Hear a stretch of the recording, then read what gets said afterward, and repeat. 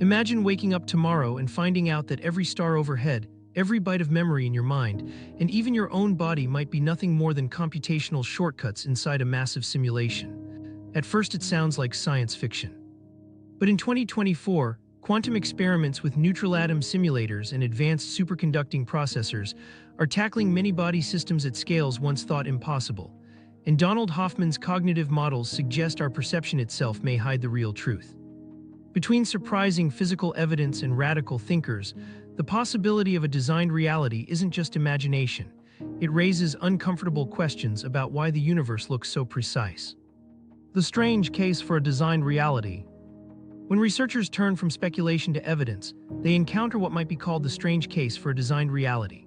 If the universe truly emerged without guidance, why do so many of its properties present as ordered, structured, and finely balanced? For generations, scientists and philosophers have puzzled over why the laws of physics remain so consistent, and why the large-scale patterns of the cosmos display symmetries that appear to exceed what chance alone would suggest. Instead of encountering chaos at every scale, we face a reality marked by coherence, raising questions about whether this coherence serves a deeper purpose. To investigate this, we need to clarify what design means in this context. It doesn't have to imply a conscious creator in the traditional sense. It could mean an architectural logic behind the fabric of reality, a computational framework that produces matter, energy, and space as configured outputs. In cosmology, researchers expect broad statistical homogeneity once you look at the universe across sufficiently vast scales, yet some observations challenge this expectation. Surveys have reported structures and alignments larger or more coherent than the standard model anticipates, provoking active debate. Likewise, studies of the cosmic microwave background, the faint afterglow of the Big Bang, have uncovered curious alignments and anomalies. While these do not overthrow cosmology, they remain persistent enough that scientists continue to probe their meaning. This persistence is critical. Randomized processes should trend toward disorder. From stellar evolution to radioactive decay, randomness plays a key role in shaping how systems evolve. Yet the data sometimes suggests that order not only resists decay but reasserts itself. Anomalies in the microwave background, for instance, exhibit patterns that do not vanish after correcting for known sources of interference, such as galactic dust or infrared contamination. Researchers find that certain low multipole alignments, the so-called axis of evil, survive across data sets, appearing with statistical significance beyond what random chance would typically yield. Whether these anomalies represent physics we don't yet understand or hints of something deeper is contested, but their stability continues to draw attention. It is here that the suspicion of intentional structure arises. If the universe is nothing more than random processes expanding unchecked, why do these large-scale alignments recur? And while no single anomaly proves that reality is designed, the collection of such features makes the hypothesis difficult to dismiss outright. The idea of code-like underpinnings offers one possible explanation. In a coded system, exceptions to randomness may appear not as errors but as programmed conditions, rules designed to ensure stability within the simulation. Still, caution is required. Some published analyses report very low p-values for specific cosmic microwave background anomalies and fine-tuning puzzles, but their interpretation remains debated within the scientific community. Low probabilities alone do not prove design. They do, however, reinforce the fact that our best models face significant tensions. Cosmological data continues to challenge assumptions, and many researchers frame these puzzles not as evidence of a cosmic architect, but as opportunities to refine our theories. The fine-tuning of physical constants highlights the conundrum from a different angle. Consider gravity. If the gravitational constant were only slightly weaker, stars might never ignite. If even a bit stronger, stars would collapse too readily into black holes. The electromagnetic interaction determines the chemistry of atoms. Adjusted only a fraction in stable molecules, and by extension life would never form. Researchers studying fine-tuning emphasize this razor-thin range of viable values. These constants appear extremely sensitive. Small deviations obliterate complexity. That sheer fragility brings us back to the original puzzle. Why do the constants exist in precisely the values that allow complexity and consciousness to emerge at all? One proposed explanation is the Anthropic principle, which states that we see the universe this way simply because we exist within it. If conditions were otherwise, no observers would be here to notice. While logically valid, this does not address why conditions are available in the first place or why the physical laws operate with such precision. By contrast, a simulation framework reshapes the problem. In that view, tightly tuned constants are not improbable outliers. They are parameters established at the outset, just as values must be locked into code to ensure a functioning program. A poorly tuned simulation breaks. A stable one requires exact specifications. Skeptics argue that human perception tends to overemphasize order, seeing alignments and structure even where randomness suffices. Pattern seeking is a powerful psychological bias. However, there is a distinction between misperceived shapes in clouds and statistical alignments observed across billions of light years.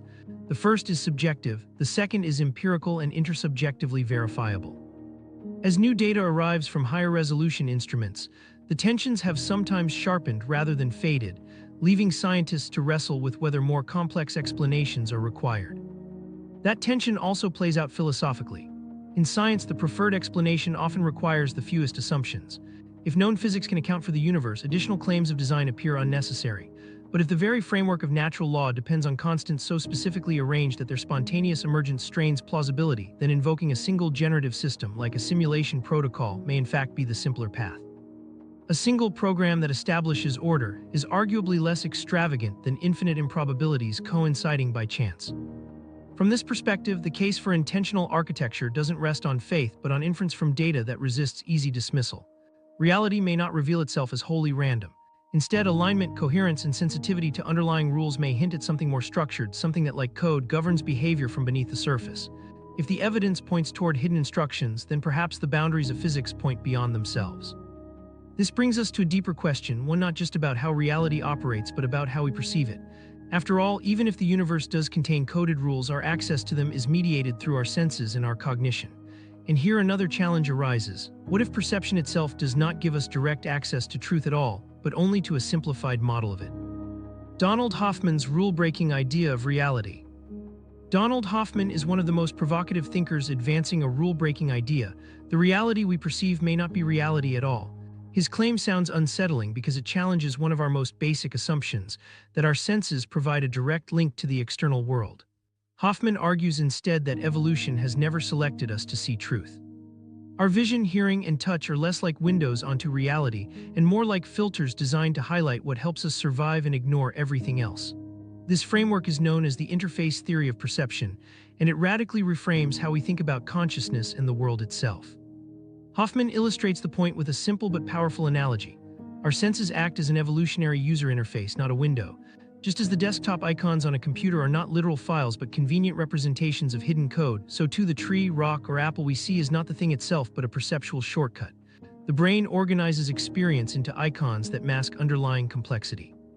The appearance of solidity, color, or sound is a simplified symbolic system the mind has built to help us act quickly and efficiently within an environment.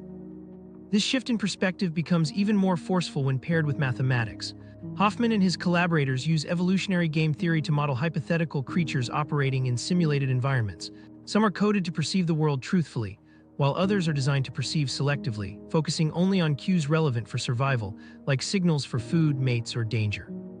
Across repeated simulations, the selectively perceiving creatures consistently outperform those attempting to track the full truth. Hoffman formalized this result in what he calls the fitness beats truth theorem. Under the assumptions of natural selection, fitness, not accuracy, drives survival. From this, he concludes that organisms shaped only by evolutionary pressures will not generally evolve to see reality as it actually is. It's important to add a qualification here. Hoffman's conclusions follow from formal models, and like any model, they depend on specific assumptions. Critics argue that while the intuition is compelling, the generality of the claim is not proven. Yet the core point remains provocative. The efficiency of perception often comes at the expense of accuracy. By extension, illusions may not be faults in the system, but essential features of how our survival interface operates. Viewed this way, everyday perception starts to look suspicious. Take color, for example. Humans perceive a small fragment of the electromagnetic spectrum translated into experiences like red or blue. Physically, there is nothing red about a 700 nanometer wavelength. It is merely an abstract measurement. The redness you see is a coded signal, useful for distinguishing ripe fruit from spoiled or for adapting to the daily cycle of light. Likewise, objects feel solid to us, but physics suggests that what we call solidity arises from electromagnetic repulsion at the atomic level, not impenetrable matter. The solidity is a perceptual icon, reliable for action but not a literal description of the underlying structure. Hoffman extends this argument further, targeting even space and time themselves. The fabric of three-dimensional space stretched across time is, he suggests, another component of the user interface. Just as a computer screen presents a bounded, ordered layout that makes hidden files manageable, so our minds may impose spatial and temporal dimensions on experience. They help us catalog events, predict sequences, and store memories. In this framework, the apparent stage of reality, space-time itself, may be part of the interface, not the truth behind it. This leads Hoffman toward a bolder model, the conscious agent theory. If perception doesn't reveal physical reality as it is, then what sits beneath? Hoffman proposes that the fundamental substrate of the universe may not be matter or energy, but networks of interacting conscious agents. These agents are not biological creatures. They are mathematical abstractions representing entities capable of experience and choice, however minimal. The physical world we see under this theory emerges not as a base layer, but as a projection of interactions among conscious units. Space, time, and even matter may be emergent phenomena, the way icons on a screen are emergent from code. Not everyone accepts this leap. Some critics charge that conscious agent theory is speculative and difficult to test. Others argue that while the interface theory usefully captures how perception is shaped by survival, positing consciousness as fundamental moves the debate away from empirical ground. Hoffman counters that all scientific models rely on assumptions and that placing consciousness at the core is no more radical than assuming space-time or matter is given. Still, his framework remains controversial, yet compelling enough that researchers continue to debate its implications. Returning to the evolutionary side, the consequences are stark. Hoffman and colleagues argue that under the models applied in the fitness beats truth theorem, the probability of perceptions being strictly veridical is not just low but essentially non-existent within those formal systems. To phrase this carefully, the claim is not that reality can never be known, but that evolution does not, under those modeled conditions, optimize for accuracy. Organisms that attempt to represent the world in detail fall behind. Those relying on simplified cues win out. In survival, truth comes second to utility. That inversion upends the optimism many people project onto science, that we have been naturally granted the tools to see reality. In Hoffman's view, science itself may be a layered extension of the interface. Instruments enhance perception, but they still feed into brains shaped for survival. Data gets filtered, modeled, and translated into mathematical icons. Science may approach deeper structures, but it must remain aware that its foundations still rest on perceptual systems honed not for truth but for function. At best, it sharpens the resolution of the interface. At worst, it multiplies illusions and mistakes them for reality. And if perception is function-driven rather than truth-driven, then certainty itself becomes risky.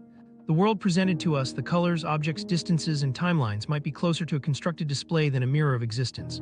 The striking point here is not that the world doesn't exist, but that the version available to our senses is deliberately simplified, and any confidence that it reflects deeper reality exactly is misplaced.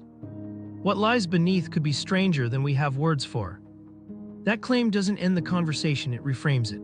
Hoffman's models offer a theoretical backbone suggesting that stripped-down perception is the biological norm, and his conscious agent theory speculates about what fills the gap beneath the interface. Whether or not these models become accepted foundations, they highlight the need for caution when equating appearance with reality. Reality may not just be larger, but qualitatively different from what our senses describe. Ideas like this echo back against the earlier puzzles raised in cosmology. Order without obvious cause, laws too precise to be accidental, constants balanced on a razor's edge. If our perceptual world is an interface, then the anomalies in cosmic data may not be outliers within truth, but clues that truth itself hides beneath an interface we are ill-equipped to penetrate. This possibility opens a bridge between cognitive theory and physics, the suspicion that both point toward hidden foundations we cannot touch directly. Such possibilities set the stage for asking a different kind of question. If our biology prevents us from seeing underlying reality, could our technology give us a new path? The moment humans begin crafting machines that simulate the rules of nature on an unprecedented scale, the issue of what counts as real gains new urgency. And that is exactly where the conversation now leads. Quantum computers and the rise of synthetic worlds. What becomes striking in this moment is the emergence of machines that no longer just calculate. They begin to reconstruct the building blocks of the physical world. Quantum computers and simulators now allow researchers to recreate many-body quantum systems at scales that conventional machines cannot practically reproduce. These are not small demonstrations of abstract math anymore. They are working experiments where matter-like behaviors emerge from code and engineered qubits. To understand why this matters, it helps to recall the ceiling that classical computers hit. A classical processor manipulates bits, zeros, and ones arranged in linear sequences. Each additional particle or quantum element you attempt to simulate multiplies the complexity until even the most powerful supercomputers drown in calculations. Trying to model the interactions of a few dozen particles quickly becomes effectively impossible without shortcuts. Quantum devices, however, replace bits with qubits. Qubits exploit superposition and entanglement, allowing them to encode and process overlapping states simultaneously. The effect is not linear growth, but combinatorial expansion. This property means adding qubits does not merely extend capacity step by step, it multiplies potential pathways at staggering rates. It is one thing to say so in principle. It is another to see it in practice. In 2024, neutral atom programmable simulators were used to control systems of up to 256 individual atoms. These setups allow scientists to probe quantum magnetism and phase transitions in ways previously inaccessible. At the same time, superconducting and photonic platforms have reached into the range of tens to low hundreds of qubits for studying many-body dynamics. For instance, IBM hardware has run experiments with a 127-qubit device used in fields such as cosmology-inspired simulations, while collaborations have demonstrated quantum chaos in arrays of more than 90 qubits. Each example remains limited in scale, yet each also surpasses boundaries classical machines cannot cross in reasonable time. Together, they constitute a clear signal. Direct simulation of quantum processes at non-trivial sizes is now occurring inside engineered systems. This raises a profound implication. If we can already reproduce physics at the particle level within small yet coherent synthetic environments, then in principle more advanced architectures could extend these experiments outward, creating environments complex enough to be world-like. A synthetic quantum environment is not simply a caricature. It has rules, probabilistic outcomes, and measurable states that unfold under consistent laws. At small scales, this mirrors nature. At greater scales, it begins to resemble a constructed reality. The obvious question surfaces: if today's machines can bend toward creating tiny but authentic pieces of a universe, could tomorrow's create entire ones? There are practical boundaries, and it is important not to ignore them. Current hardware is notoriously fragile. Qubits decohere quickly, computations degrade under noise, and error correction demands far more resources than are yet available. Fault tolerance has not been achieved at useful scales. Reports from the U.S. Department of Energy and other agencies map progress toward logical qubits over the coming decades. Researchers recognize that breakthroughs are needed in stabilizing qubits, scaling up architectures, and reducing costs. That said, the trajectory is unmistakable. Experiments that seemed impossible 5 or 10 years ago are now routine, and the frontier expands year by year. The implications ripple outward. With even current capacities, quantum processors are opening doors in chemistry, enabling models of molecular interactions that could predict new drugs or materials more efficiently than laboratory trial and error. They can explore conditions relevant for superconductivity, energy storage, and biological processes. Every one of these applications points to practical synthetic arenas, laboratories built from calculation rather than molecules. Pulling back, when viewed through the broader context, these same tools hint at the possibility of engineered environments where every detail is internally consistent, governed by programmed laws. At that threshold, simulation stops being metaphor and becomes construction. It is natural that people react with humor when complexity breaches imagination. Some scientists liken explaining many-body simulations to describing the social entanglements of an enormous party. Every connection influences another, and even a small expansion overwhelms intuition. Heavy comparisons or jokes give a sense of scale where numbers otherwise fail. Behind the humor, however, is the extraordinary fact that humanity is now building devices capable of generating coherence among hundreds of quantum actors at once. That reality cannot be brushed aside as purely speculative. It is being demonstrated in laboratories with real atoms and real processors. The philosophical significance deepens here. Simulation theory once functioned mostly as a thought experiment, a way to stretch the boundaries of metaphysics in science fiction. But with machines that can already fabricate small physical-like domains, the discussion turns pragmatic. Humanity now holds a primitive version of the very tools that a hypothetical universe architect would wield. If the act of building systems that imitate physical law is feasible at our stage, then what becomes conceivable for civilizations thousands or millions of years ahead of us? The acceleration of the field sharpens the point. Unlike the gradual advance of early computing across mid-20th century decades, quantum technology operates with government backing, aggressive funding races, and global competition. Strategic narratives label supremacy in quantum hardware as a matter of national security. This pressure accelerates timelines. While consumer devices remain far off, laboratory capacities expand rapidly. Each new milestone means wider accessibility to synthetic environments, first for scientific insight, later potentially for educational or entertainment purposes. What feels exotic now may fast become routine, and with it the weight of the question intensifies. Are we uncovering the proof that an artificial universe is not only thinkable but achievable? In a sense, the irony writes itself. By pursuing computational control over quantum matter, we reflect the process that could have produced our own reality. Encoded rules drive particles, emergent laws govern behavior, observers arise within the system.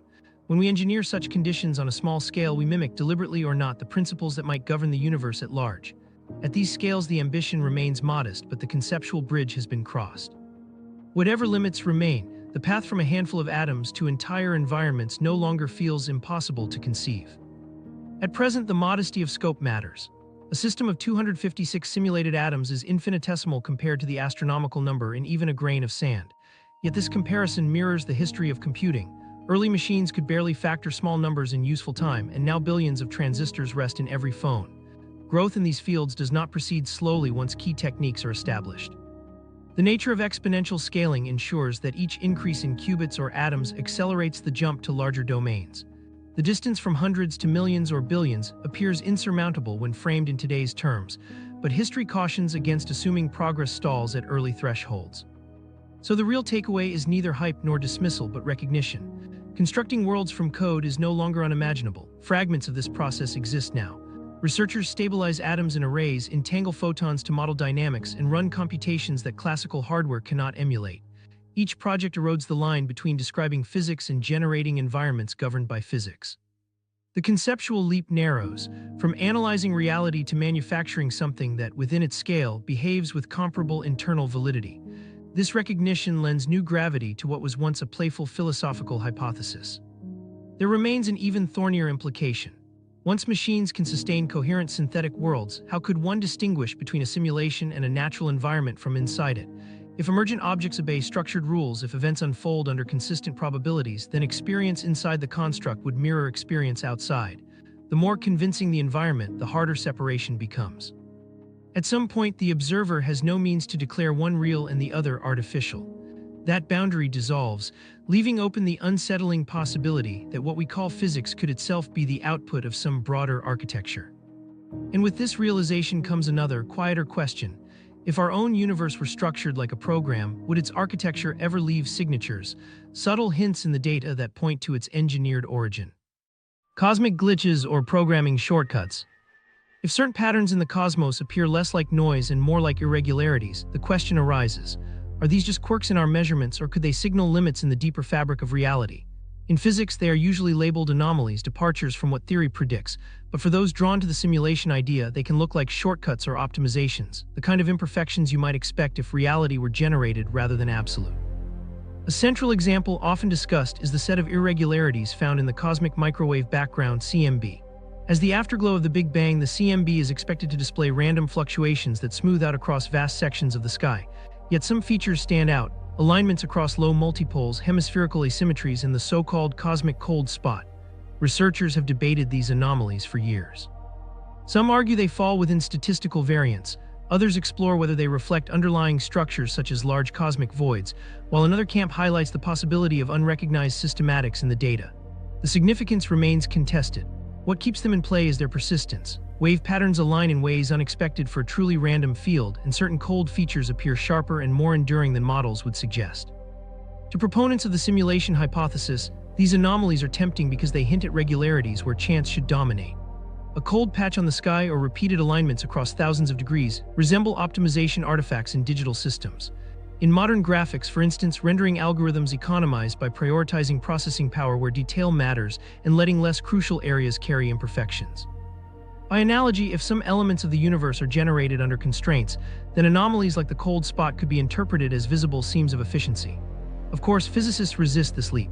Within cosmology, conventional explanations are always investigated first: variations in foreground dust, statistical flukes, data uncertainties, or alternative astrophysical processes. Only after these roads are exhausted do more speculative interpretations gain attention.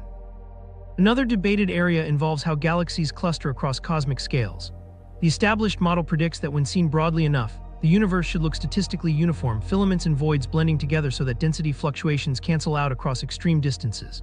Yet occasional surveys describe megastructures stretching over 1 billion light-years, surprisingly coherent patterns that create discussion about whether the cosmos is truly homogeneous at its largest scales. Scientists explain these reports cautiously. Large-scale structures test the edges of observational data. Limited samples, survey biases, and statistical variance can create the appearance of patterns where the underlying process remains consistent with theory. Current work applies machine learning and new statistical methods to refine these analyses, probing whether the apparent excesses are genuine features or artifacts of measurement. Still, even uncertainty maintains intrigue.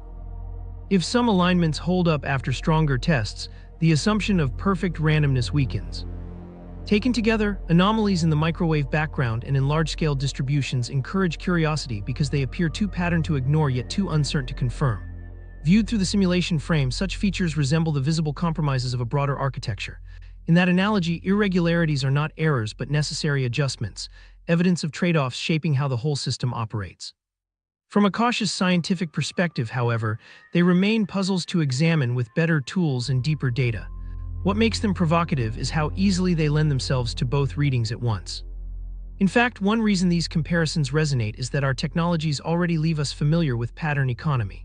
In video games and virtual environments, entire regions load only when approached, textures resolve gradually under limited budgets of memory, and compression algorithms create illusions of smoothness while selectively dropping details the average user will never notice.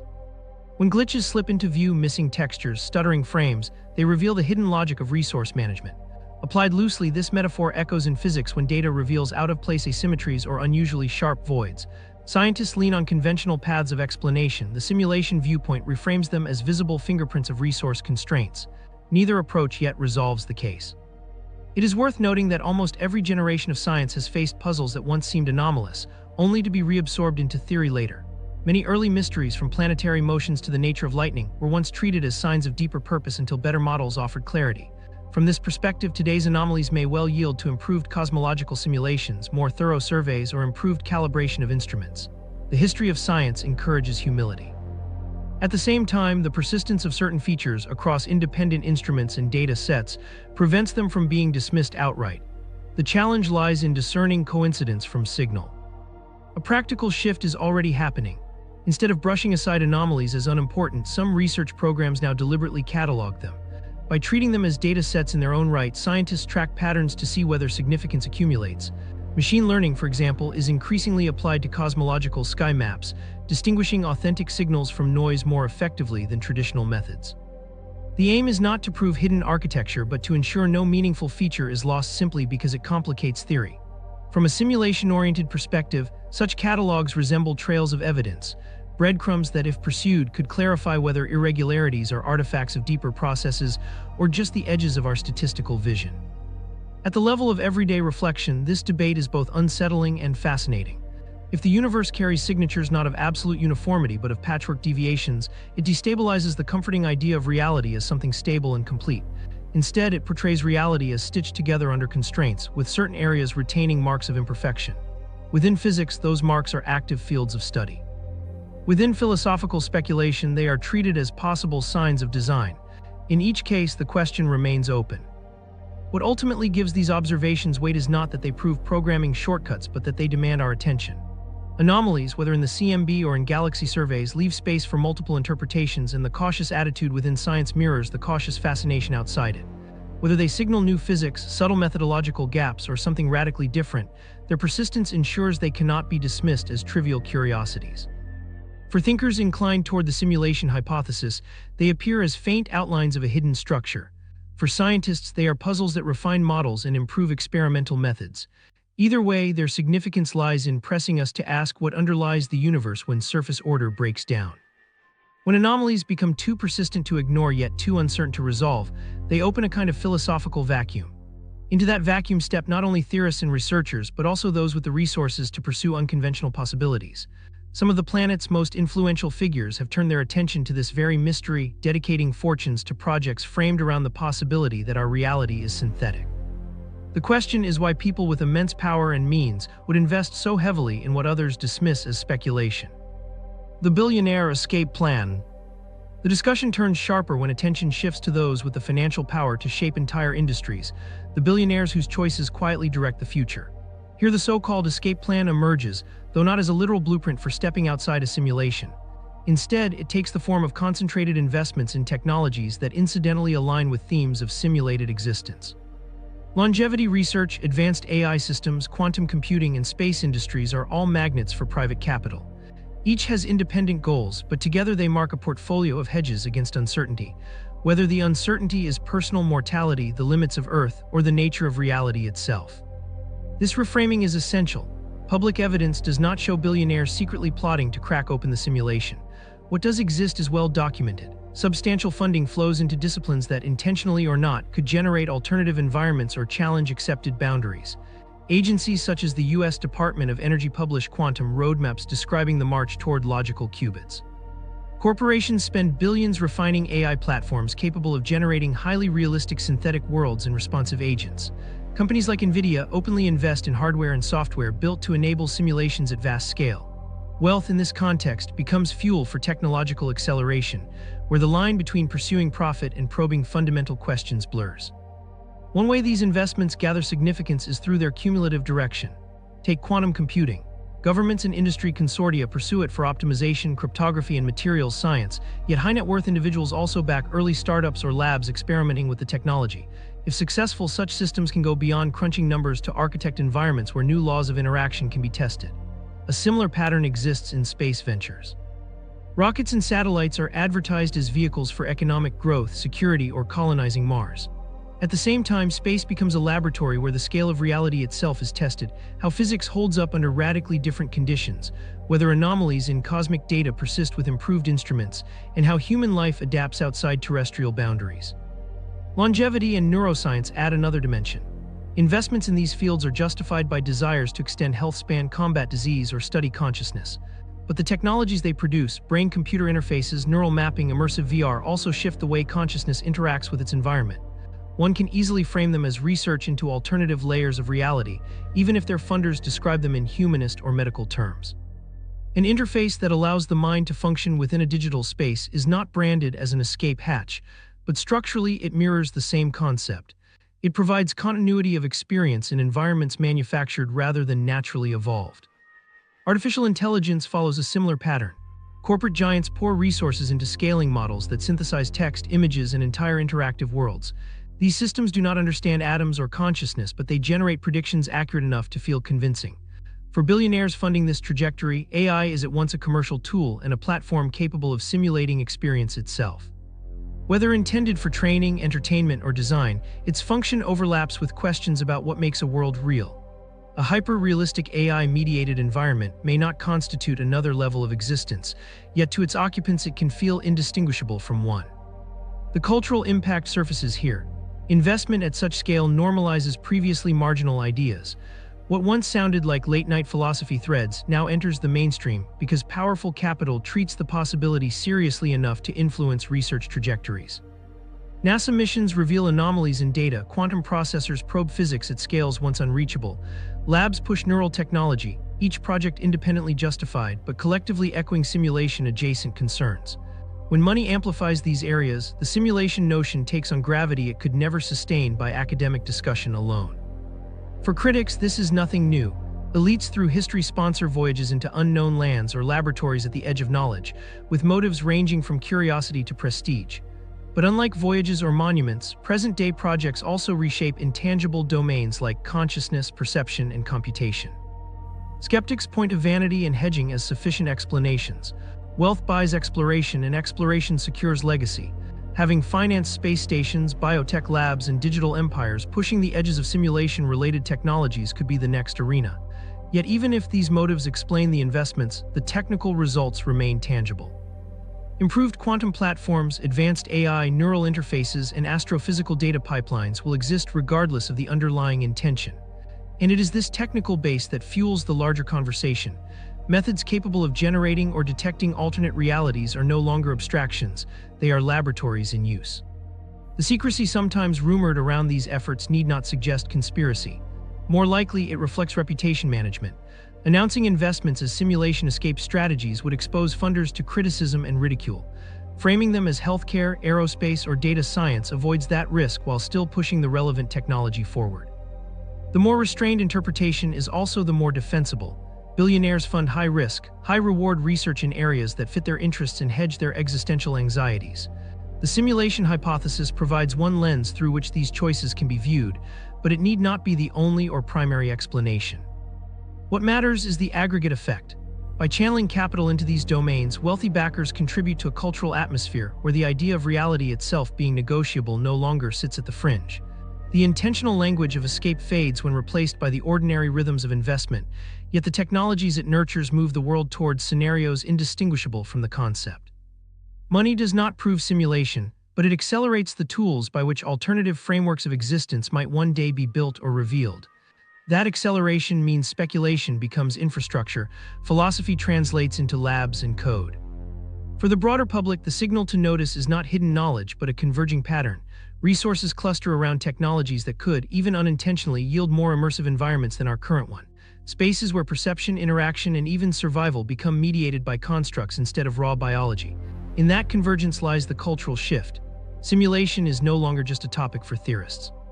It becomes a byproduct of mainstream technological progress, shaped at scale by those able to fund the frontier. The question to carry forward is not whether elites believe reality is simulated. The defensible observation is simpler. Their investments build platforms that inch closer to synthetic realities. Whether motivated by profit, survival, or curiosity, the outcome places society in a position where the line between constructing a convincing world and inhabiting one continues to thin. Watching where the most powerful allocate resources reveals trajectories, not just of industry, but of imagination. That trajectory raises a final tension. As these systems grow, AI models learning to predict, quantum devices generating states no classical computer can track, neural technologies pulling thought into digital form, they begin to exhibit the same property Hoffman once described for perception: usefulness without truth.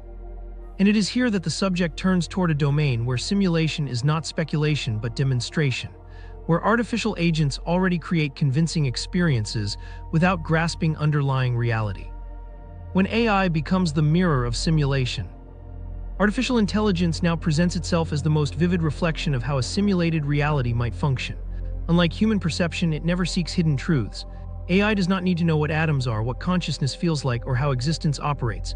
Its entire purpose is to optimize prediction, arranging outputs that are convincing to the user. Success is not measured against an external reality, but against coherence. If the interaction holds together in appearance and timing, the system has done its job. In this respect, AI behavior mirrors the principle Hoffman describes. Perception is not designed for truth, but for functionality. The contrast between appearance and reality becomes clear with something as mundane as predictive text. When your phone guesses your next word, it has no grasp of your meaning or intent. It produces a likely sequence derived from prior data. Today's large language and image models scale that principle up to enormous complexity, generating essays, artwork, or lifelike conversations. But structurally, they still only predict the next likely element. They output symbols or visuals that look coherent without ever anchoring to deeper reality. What the machine creates is a user-friendly icon, much like the way our senses provide simplified cues rather than raw truth. Recent experiments provide concrete examples of this predictive principle. At SIGGRAPH 2024, NVIDIA demonstrated research in AI-generated 3D environments where textures, lighting, and even physics-like interactions were synthesized in real time. When glass shatters or rain falls in these simulations, the system is not reproducing physics at the level of equations. Instead, it generates outputs that visually align with human expectations. Similarly, Quantinuum's Q-DISC CoCirc program in quantum natural language processing shows how hybrid quantum classical systems can generate structured responses by optimizing predictive distributions rather than parsing objective meaning. These breakthroughs illustrate that human and machine cognition share the same priority: provide actionable, persuasive outputs without resolving absolute truth. When these technologies move into interactive environments, the effect becomes sharper. AI-driven characters in simulated spaces are built with goals, memory layers, and adaptive responses. The characters do not possess awareness or inner life, but their outputs produce continuity that feels intentional. They improvise dialogue when prompted, recall a user's prior actions, and act consistently over time. The impression of agency emerges, though functionally it is generated through statistical patterns. The measure of success is not whether an AI character has a subjective point of view, it does not, but whether the user experiences the illusion as credible.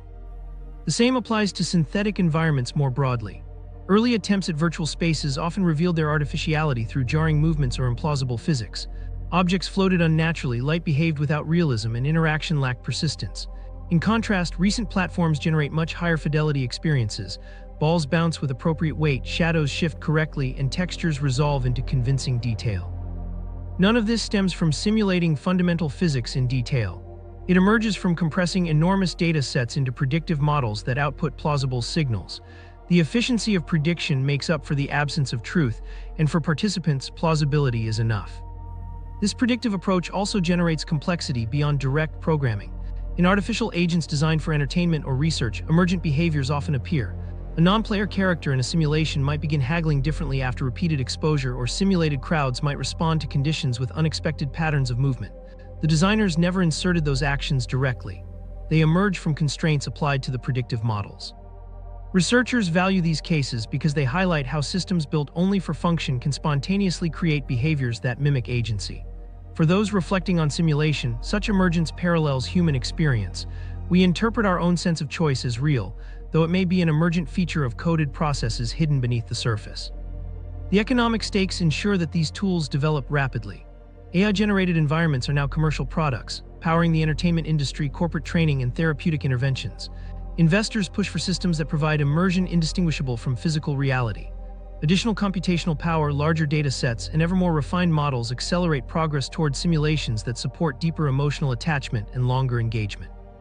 While companies pursue commercial goals, their successes unintentionally showcase the plausibility of simulation theory. Convincing realities emerge from prediction alone, without access to underlying truth. This becomes apparent when examining user experience. People frequently treat AI characters as if they were sentient, despite knowing intellectually that they are not. Emotional bonds form, grief surfaces when digital personalities vanish, and confessions are shared with entities that are nothing more than probability engines. These reactions underscore Hoffman's point: functionality and coherence are valued above accuracy. If perception delivers useful illusions, trust follows, even without access to truth. Humans do not demand objective reality, they demand experiences that feel internally consistent. AI models offer precisely that, which is why they so closely mirror the structure of our own perceptual systems. The relevance for simulation theory lies in this alignment. AI constructs coherence by maximizing predictive accuracy, just as evolution shapes perception to prioritize survival cues. Neither process requires direct access to truth. Both systems, human and artificial, generate appearances that suffice for meaningful interaction. NVIDIA's synthetic environments and Quantinuum's quantum-enhanced predictive models show this principle in action across different technological paths. What matters is not essence but functionality, not whether the system grasps reality, but whether its outputs convince the observer. Through this lens, AI becomes less a separate technology and more a mirror reflecting what it takes to sustain a convincing world. Our own perceptions function by compressing vast underlying information into efficient signals we can use. AI now does the same with text, images, and interactive spaces. By producing usable predictions that feel authentic, AI demonstrates in miniature what could operate at cosmic scale. A system generating experiences that work not because they are true, but because they are coherent. If the worlds we design behave convincingly without accessing deeper truths, then the distinction between natural perception and synthetic environment begins to collapse. Both arise from processes that optimize for function. The confidence such systems generate reveals how easily observers accept predicted coherence as reality. This acceptance is what allows AI to serve as a mirror for the simulation hypothesis. We design it to imitate truth, but what it achieves is utility that surpasses the need for truth itself. The importance of this realization extends beyond philosophy. As AI-generated experiences grow in complexity, they reshape how we interpret reality in daily life. Having constructed tools that mirror the suspected process beneath our universe, humanity is left facing a sharper question. If predictive processes suffice to convince us in artificial spaces, why assume that our own universe must rest on something more fundamental? The parallel does not prove the hypothesis, but it places the logic firmly in view. This leaves us at a crucial juncture. If AI demonstrates how convincing realities can be built from functional shortcuts, can probabilities help determine whether such principles apply to our own existence? The next step in the argument shifts from technological evidence to mathematical reasoning, where researchers attempt to measure the odds that our reality is synthetic rather than fundamental. The math that says we're doomed or not real. Is it possible to frame the question of simulated reality in mathematical terms? At first glance, the idea feels too abstract for numbers and models, but some researchers argue that probability is the clearest tool we have. Instead of debating endlessly on philosophy, they attempt to describe the problem in terms of possible outcomes. The most widely cited version of this reasoning is Nick Bostrom's simulation argument, which proposes that the issue can be reduced to three general scenarios. Once you account for them, the likelihood of each decides where the balance of probability falls. The first scenario is pessimistic. Civilizations tend to destroy themselves before they develop technology powerful enough to simulate whole universes. The second scenario assumes some civilizations endure and grow highly advanced but decide not to run simulations, whether for ethical, cultural, or resource-based reasons. The third scenario is the most striking. Civilizations survive, reach a high technological threshold, and choose to produce simulations in vast numbers. If this occurs, simulated beings would vastly outnumber original beings in physical-based realities. Statistically, that suggests it is more likely any conscious observer, including us, exists within a simulated world rather than in an original one. This logic corners us in an unusual way. If you want to reject the idea that we could be simulated, you have to assume either that civilizations extinguished themselves before reaching advanced computation or that they all voluntarily refuse to use such capabilities. If neither holds, the odds lean toward the third option, where simulations proliferate. The unease comes from the starkness of the framework. It leaves little room for middle ground. In recent years, this kind of reasoning has been revisited. Analysts have not only considered the philosophy but also begun estimating what future computational resources might achieve. Reports like the U.S. Department of Energy's Quantum Information Science Roadmap and commentary from institutes such as the Institute for Philosophy and International Studies emphasize how quickly quantum processors, storage systems, and energy efficiency may progress if trends continue. Updated models argue that if growth persists, civilizations might reach the computing levels needed for large-scale simulations much sooner than older assumptions suggested, not in incomprehensible stretches of millions of years, but on timescales that, measured against cosmic history, are surprisingly short. This shift in expectations is one reason probability-based arguments attract renewed attention. The mathematical logic that follows builds on multiplication. Even if only a small fraction of civilizations survive and pursue simulation projects, the sheer number of simulated worlds potentially produced by the successful few far outweighs the number of base realities. If one original civilization creates even thousands of simulations, the tally tilts heavily toward most conscious agents existing in artificial domains. The problem is no longer whether any given observer is simulated, but whether there are enough base realities to balance the exponential numbers that arise when simulations reproduce at scale. This abundance effect is the heart of Bostrom's reasoning. Critical assumptions underpin the equations. A central one questions whether consciousness can be simulated at all. Perhaps subjective experience depends on properties of biology or physics that cannot be recreated. Alternatively, maybe it can be represented, but only at costs so high that large-scale replication is impractical. Updated discussions explore conditions where simulation is possible but requires enormous resources, as well as conditions where advances in hardware, algorithms, or energy use could make it cheap. In nearly every scenario where conscious simulation is achievable in principle, the same conclusion follows. The likelihood favors our reality being simulated simply because of overwhelming numbers. The main escape clauses remain unchanged. Either such simulations are physically impossible, or civilizations almost universally choose not to build them. Some researchers refine the argument by situating it within physical constraints. That includes analyzing cosmic energy budgets, information storage capacities set by known physics, and the computability of natural laws. Certain cosmological features, like finely tuned constants of nature, can also be incorporated into probabilistic reasoning.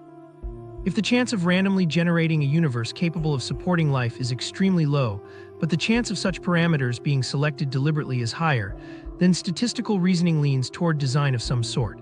Combine that with the possibility of civilizations generating countless simulations, and the probability shifts further.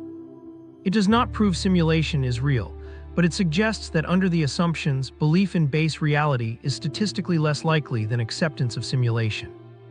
The implication is unsettling.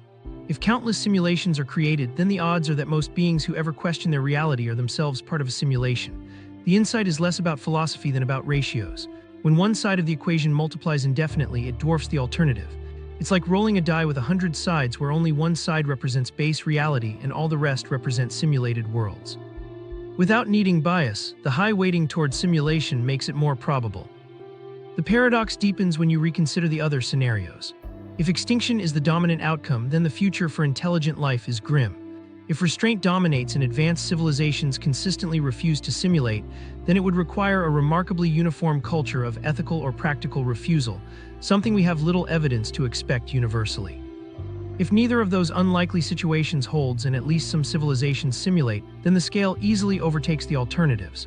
That leaves three paths: doom, restraint, or simulation. None are especially comforting.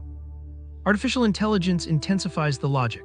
Once AI takes on the task of generating complex environments, the bottleneck of human motive loosens.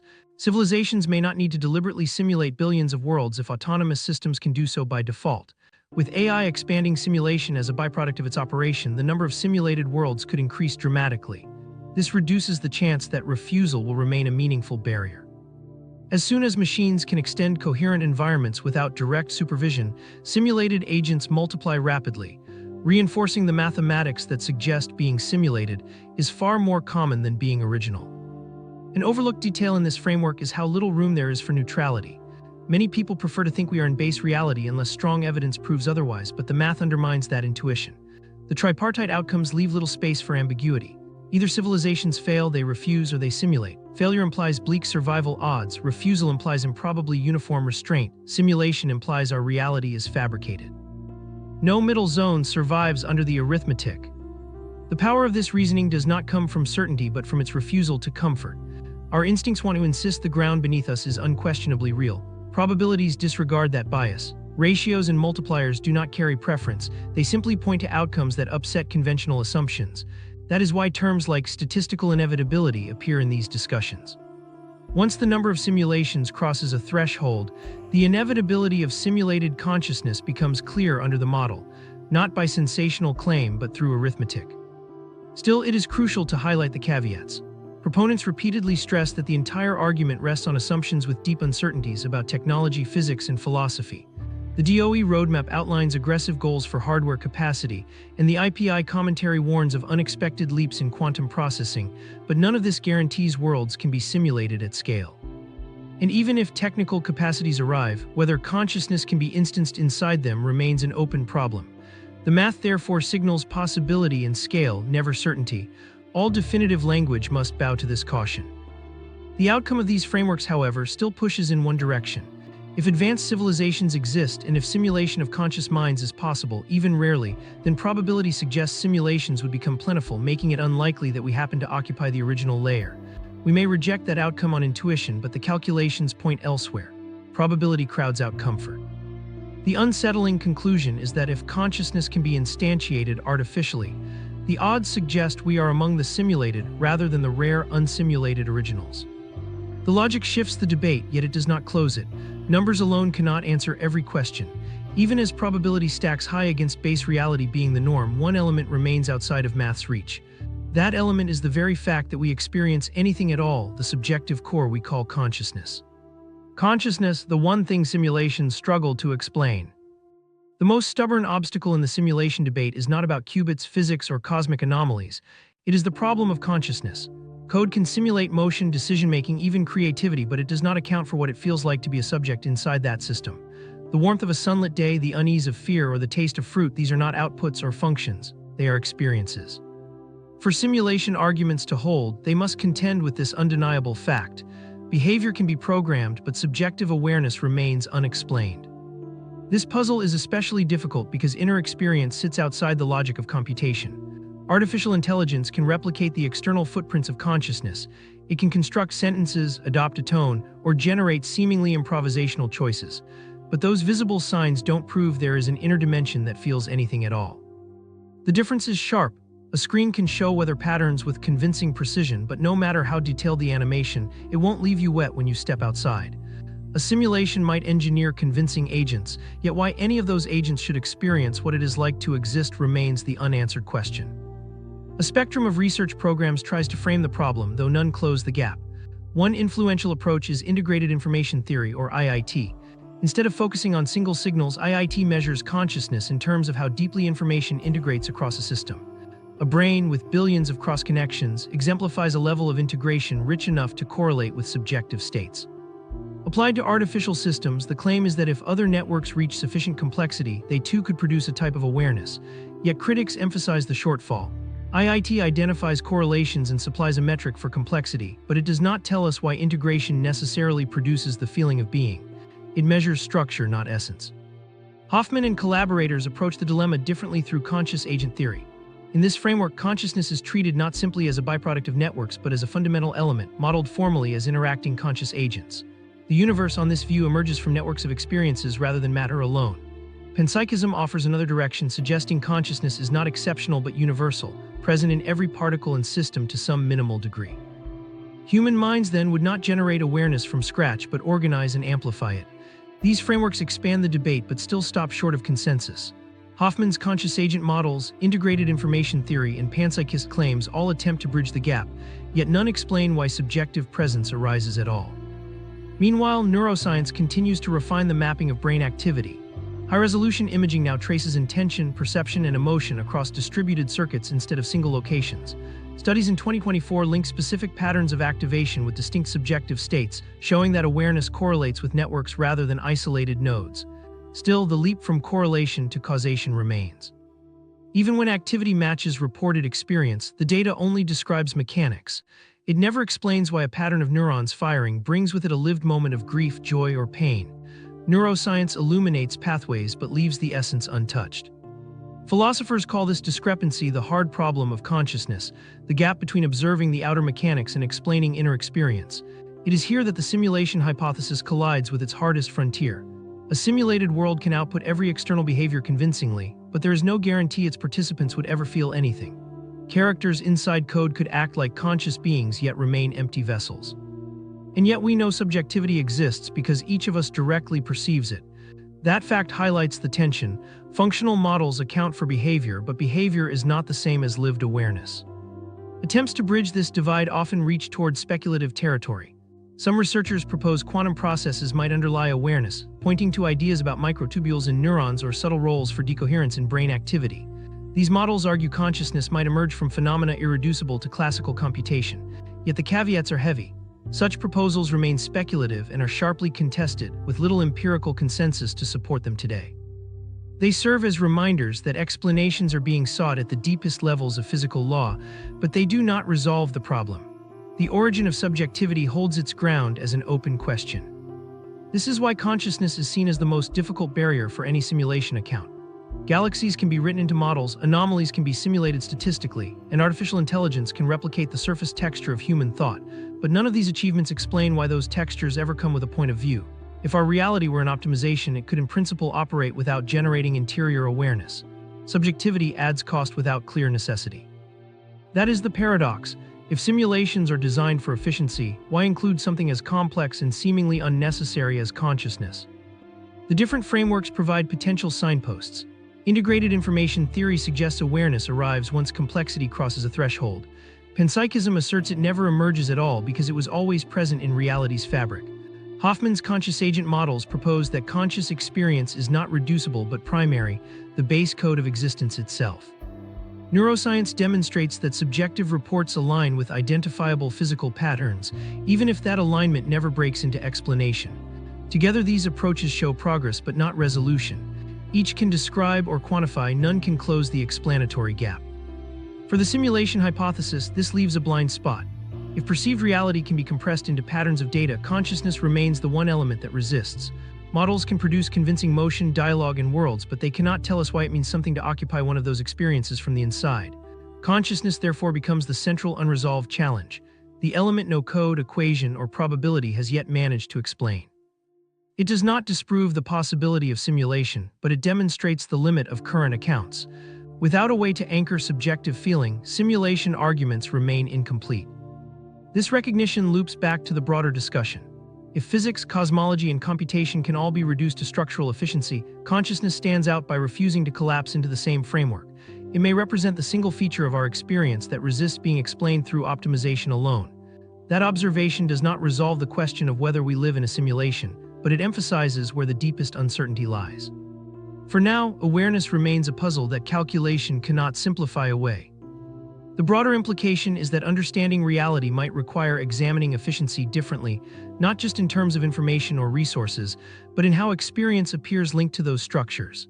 And this brings attention to how environments, whether digital or physical, conserve effort while still producing what feels utterly convincing. In other words, if consciousness sets the unsolved boundary, we must also consider how the rest of reality manages to appear seamless even when built on limited or selective processes. Gaming the universe, the rendering analogy. In modern computing, efficiency decides what you actually see. Video games have long used rendering strategies to conserve processing power, and the principle is straightforward. The machine doesn't display everything at once. Instead, it produces only what the player is looking at, while the rest of the world stays in reduced detail waiting to be summoned into focus. Behind your character, geometry and textures exist only loosely defined. In front of you, detail emerges the moment you turn. The technique ensures immersion without overwhelming the hardware. This raises a provocative question. If engineered systems can use selective rendering to create convincing environments, could the universe itself be using a similar principle? The comparison becomes striking when looking at advances in 2024 game engines and VR platforms. Developers now combine real-time ray tracing with dynamic asset loading, allowing for intricate reflections and detailed environments without grinding performance to a halt. Walk through a digital city and skyscrapers do not exist in their entirety until you near them. Neon lights dance across puddles, smoke coils above street corners. These effects don't require complete computation in advance, only what the eye encounters at that moment. Beyond sightlines, assets remain code, held at minimal resolution until needed. NVIDIA's work on real-time path tracing and optimization tools like FVDB highlight the engineering discipline behind this. Programmers optimize what matters most where attention falls, while leaving everything else in compressed potential. The resemblance to physics is hard to ignore. At the quantum level, measurement appears central to outcomes. An electron does not occupy a precise position until it is measured. A photon moving through a two-slit experiment behaves as a wave of possibilities until detection forces a discrete event. Until observation, the system exists in superposition, a cloud of probabilities rather than a specific state. The similarity to game rendering is a matter of logic, not design. Both systems prioritize efficiency by finalizing only what is actively checked. Quantum experiments, with their focus on measurement-dependent outcomes, echo the same economy we see in graphics, though in physics the process is a natural law, not a program choice. The analogy works because in both cases, processing happens where attention rests. Delayed choice experiments sharpen the comparison even more. In setups where the decision to measure is changed after the particle has already passed part of the system, outcomes still align with that later choice. Reality, it seems, computes backward to maintain a consistent narrative. In a simulation metaphor, this looks like rendering logic retrofitting the environment to ensure coherence from the perspective of the observer. The key, though, is to frame this as analogy. The physics does not prove programming, but its resemblance to optimization strategies makes the metaphor concrete. Virtual reality headsets provide an even more tangible demonstration of selective rendering. The newest designs incorporate foveated rendering. Only the center of your vision is shown in high resolution, while the periphery is displayed in reduced detail.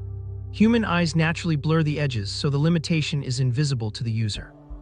By rendering fully only the fraction of the field you directly perceive, hardware conserves energy while delivering the illusion of an uninterrupted, high-definition world. The brain unwittingly patches over the lower detail, producing a seamless experience. Replace the screen with perception itself, and the strategy feels familiar. Detail sharpens under observation, while unexamined areas remain unfinished. To illustrate further, consider memory management in open-world games.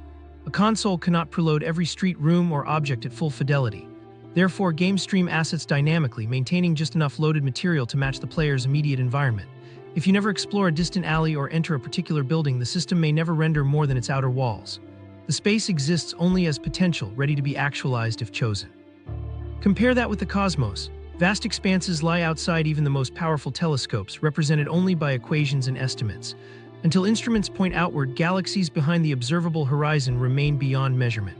Do they exist in fully determined detail, or do they remain statistical placeholders waiting for the equivalent of rendering? Skeptics emphasize that game algorithms and particle physics belong to different domains. One is engineered, the other arises naturally.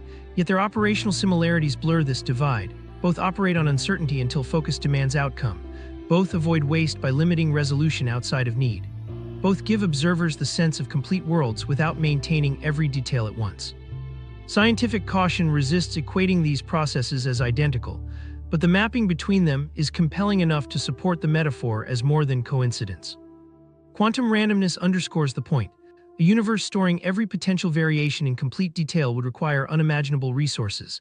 Limiting outcomes to moments of measurement is vastly more efficient. Science calls this the collapse of probability. Game developers call it optimization. Either way, the effect is identical in practical terms. Detail manifests where interaction demands it. For physics, this ordering ensures coherence across observers. For games, it ensures playability without overwhelming a processor. The balance resembles design logic, plausibility, and flexibility without overburdening the system running it. From the perspective of perception, this realization reframes what science achieves. Each experiment could be seen as a call to the system. Point a telescope and new structures materialize into specificity, adjust a detector and hidden probabilities resolve into clear results. Discovery feels like uncovering what existed all along, yet the rendering metaphor suggests another interpretation. It could be generation where observation prompts existence in a usable form. VR further demonstrates how easily participants accept illusion when detail aligns with attention. Testers report being unable to distinguish rendered rain or glass from physical counterparts, despite knowing rationally that nothing material exists. Immersion works not by simulating every possible factor in reality, but by refining the select few that perception emphasizes. The mind completes the rest without questioning. In this respect, human observers mirror the limitations built into simulation technology. We demand coherence, not exhaustive detail. Physics exhibits the same trade-off. Quantum indeterminacy supplies flexibility, ensuring the world remains adaptable without predetermining every possible outcome. Measurement, like attention in rendering, instills order when demanded. Too much randomness would disrupt stability, too much fixed order would eliminate freedom. Striking the balance maintains a livable environment.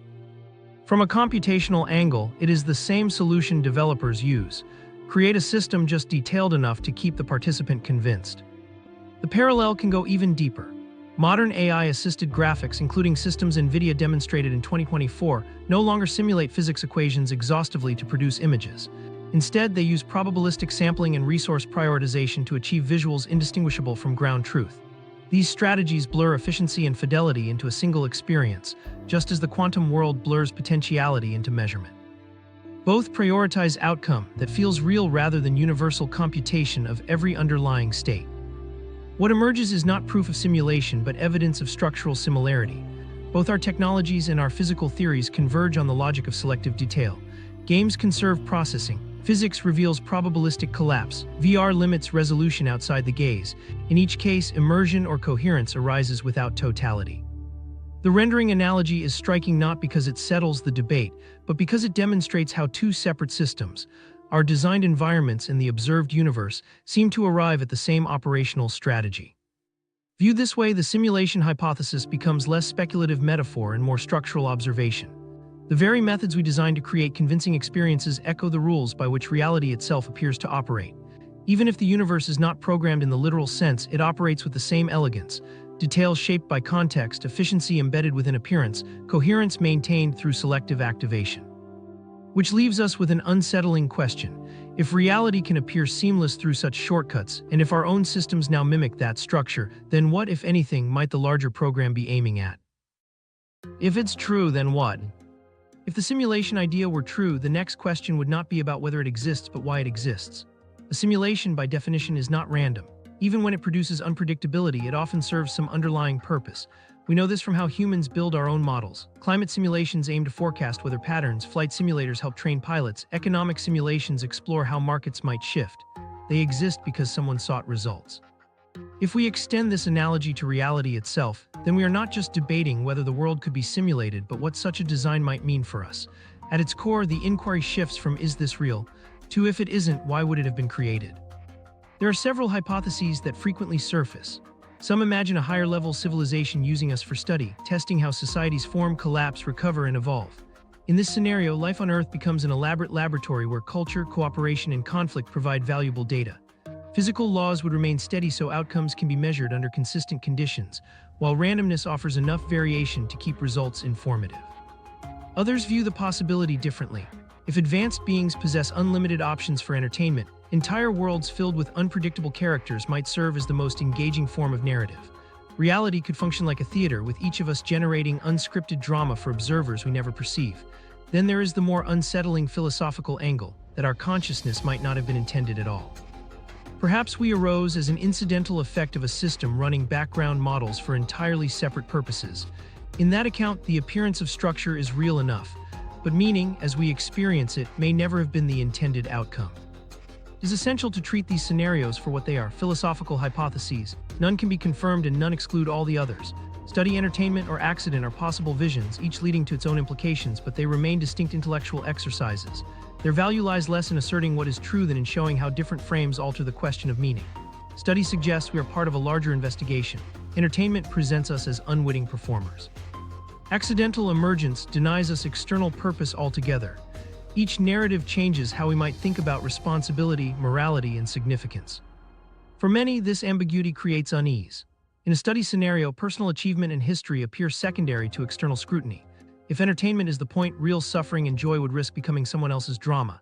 If consciousness is accidental, then the very idea of designed purpose dissolves. Across all these interpretations, traditional notions of meaning are shaken. Yet the same observation also redirects the conversation towards something more practical. Regardless of external origin, the lived authenticity of experiences cannot be denied from inside them. The bond between friends, the pain of loss, the drive to create, these are not erased by questions about framework. Even if events unfold in a coded environment, the subject feels them as real. That interior reality has consequences. Ethical action, cooperation, and responsibility matter because their effects change lived experience. This point aligns with one consistent observation across research communities. Whether in physics, psychology, or technology, the frameworks humans use directly impact how societies function. Investment into advanced AI, quantum computing, or sensing technologies, as highlighted in the Department of Energy's roadmaps, reflects recognition that what we build shapes human futures regardless of metaphysical origin. In other words, we cannot control the ultimate architecture of reality, but we can control how we conduct ourselves within it. Here lies the next lesson: action gains importance over proof.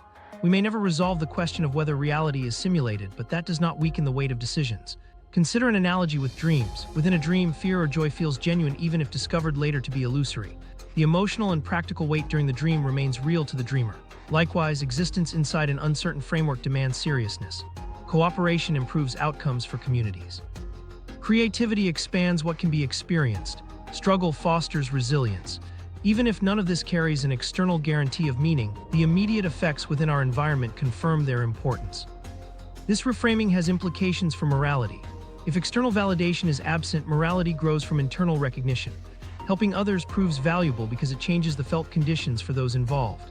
Honesty matters because it stabilizes the structures we depend on. Artistic creation matters because it gives form to potential experience. Value in this sense cannot dissolve under simulation, it arises wherever experience occurs. Hoffman's suggestion that perception operates like an interface supports this view. The screen we see may not reveal the true machinery beneath, but it becomes our full reality all the same. Within an interface, what counts is not the source code, but what the user encounters, and meaning develops inside that interaction. This awareness also provides a counterweight to despair. Instead of emptiness, it suggests agency. If the purpose of existence cannot be determined from outside, it can still be cultivated from within. Purpose becomes a practice, not a discovery. It arises in how individuals respond to conditions, how communities form bonds, how societies pursue progress. Consciousness anchors this process. The fact that we observe, reflect, and feel ensures that whether or not external purpose exists, lived purpose does.